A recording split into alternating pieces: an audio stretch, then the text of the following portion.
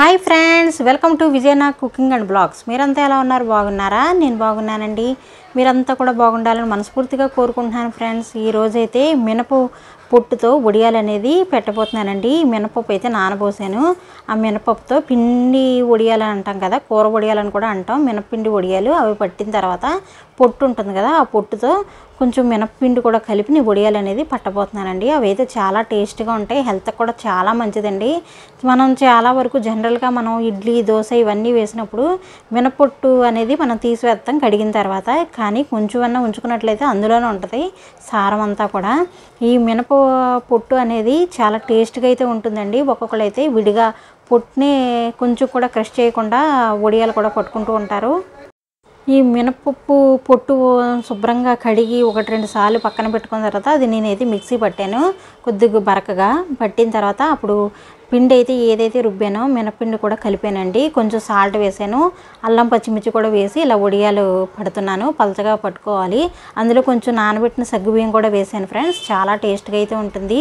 ముఖ్యంగా పిల్లలు కానీ పెద్దలు కానీ ఎవరైనా సరే చాలా ఇష్టంగా తింటారు. హెల్త్కి చాలా మంచిది ఈ వడియాలు పట్టడం అనేది.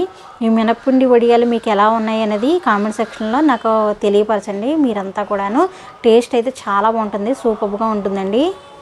ఈ వీడియో చూసే ముందు ఒక లైక్ అయితే ఇవ్వండి ఫ్రెండ్స్. ప్రతి ఒక్కళ్ళు కూడా మొదటిసారి మా ఛానల్ చూస్తున్నట్లయితే ప్లీజ్ సబ్స్క్రైబ్ చేసుకోండి. ఈ మినపప్పు మనం వాడుకున్న తర్వాత ఉన్న పొట్టుని కూడా నేను ఈ ఎండాకాలంలో స్టోర్ చేసి ఒక వారం రోజులు అలాగా స్టోర్ చేసిన తర్వాత కూడా ఈ మినపప్పు పిండితో కలిపి నేను పొట్టు వడియాలు అనేది పట్టుకుంటూ ఉంటానండి. ఎండాకాలంలోనే మనకి అవైలబుల్గా ఉంటుంది ఏదైనా పట్టుకోవాలన్నా దేనికైనా సరే. అందుకే నేను ఇలాంటి వడియాలు కూడా పట్టుకుంటూ ఉంటాను. హెల్త్కి చాలా మంచివి అండి. ఇవి మనం ఉసిరికాయ పచ్చడి ఎలా అయితే తింటామో ఫస్ట్లో, అలాగే ఈ మినపొట్టుతో చేసినటువంటి వడియాలను కూడా తింటూ ఉంటారు పెద్దవాళ్ళు కూడా. ఇదిగోండి వడియాలు అయితే ఈ మాదిరిగా ఉంటాయి. మీకు చూపించడం కోసం నేను కొంచెమే వడియాలు అనేది పట్టి చూపిస్తున్నానండి. చాలా టేస్ట్ అయితే చాలా బాగుంటుంది. ఇప్పుడు వరకు ఎవరైనా ట్రై చేయలేని వాళ్ళు ఉంటే ఒకసారి ట్రై చేయండి. ఈ మినపప్పుతో చేసే వడియాలు కానీ, మినప్పిండితో చేసే కూర వడియాలు కానీ, అలాగే పొట్టు వడియాలు కానీ చాలా రుచిగా ఉంటాయండి. ఒకసారి ట్రై చేసి చూడండి ఫ్రెండ్స్. ఇవైతే నూనెలో వేపుకోవడమేనండి. టేస్ట్ అయితే చాలా బాగుంటుంది, అంత రుచిగా ఉంటాయి, కమ్మగాను. హెల్త్కి అయితే ముఖ్యంగా చిన్నపిల్లలకి చాలా ఇష్టంగా తింటారండి. స్నాక్లా కూడా తినచ్చు ఇవి. వీటిని అయితే వేపడం మీకు చూపిస్తాను. ఇవైతే మనకి కొంచెం మీరు పొట్టు వడియాలను పడంగానే పెట్టుకోవాలనుకుంటే కనుక మీరు నూనెలో వేసిన వెంటనే అది వడియం కింద రాదండి, ఇలా చిమ్మినట్టు అయిపోతుంది. అలా కూడా కొంతమంది ఇష్టంగా తింటారు.